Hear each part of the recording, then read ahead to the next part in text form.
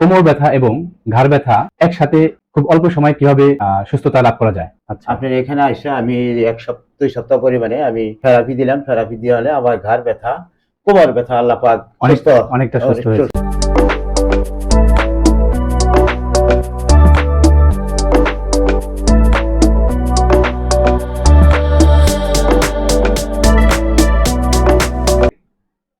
দর্শক, আসসালামু আলাইকুম। আমি ডাক্তার সাদ্দাম হোসেন মোল্লা, ফিজিওথেরাপি চিকিৎসক।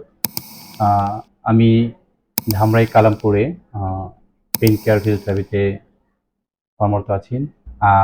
আজকে যে বিষয় নিয়ে কথা বলবো, কোমর ব্যথা এবং ঘাড় ব্যথা একসাথে খুব অল্প সময় কিভাবে সুস্থতা লাভ করা যায়। চলুন দর্শক, এই বিষয়ে আমরা আমার পাশে একজন রোগী আছে, রোগীর মুখে শুনে নেই কিভাবে সুস্থতা লাভ করলেন অল্প সময়ের মধ্যে। আপনার নাম কি কাকা? আমার নাম আতাউর রহমান। আতাউর রহমান। তো বয়স কত? বয়স 65-র উপরে আর কি। 65 উপরে। আপনি আমাদের এখানে আসছেন, কোথা থেকে আসছেন? আমি আসছি ধামরাই কালামপুর। আচ্ছা, ধামরাই কালামপুর বাসা। কাকা, আপনি কি সমস্যা ছিল? আমার সমস্যা ঘাড় ব্যথা, কোমর ব্যথা। তখন আমি 2 বছর। কতদিন ধরে সমস্যা ছিল? 2 বছর। 2 বছরে আমি কতখানি চিকিৎসা করলাম, পুরো কাজ হইতেছে না। তখন আমি সাভার যে এক্সি হয়ে রিপোর্ট নিয়ে আপনার এখানে আসছি।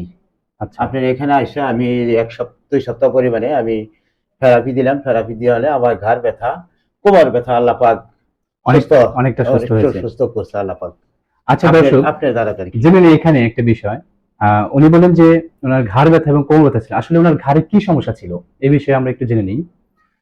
ওনার ঘাড়ের যে সমস্যা আমরা পাইছি অ্যাসেসমেন্ট করে, ওনার বয়স হলো 70 বছর।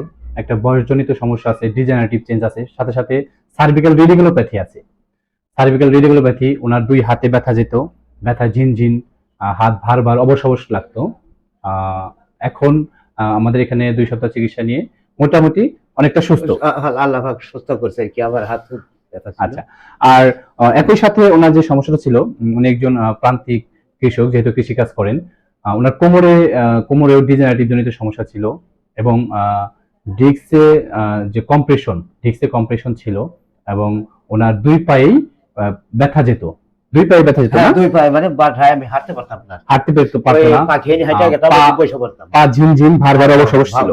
অবশ্যই। লাম্বার স্পন্ডাইলোসিস জনিত আমরা একটা সমস্যা পাইছি, ডিজেনারেটিভ চেঞ্জ পেয়েছি এবং মাসেল উইক, দীর্ঘদিন যাবত ব্যথায় এই কারণে মাসেল উইকনেস ছিল। তো আমরা এগুলো নিয়ে কাজ করছি।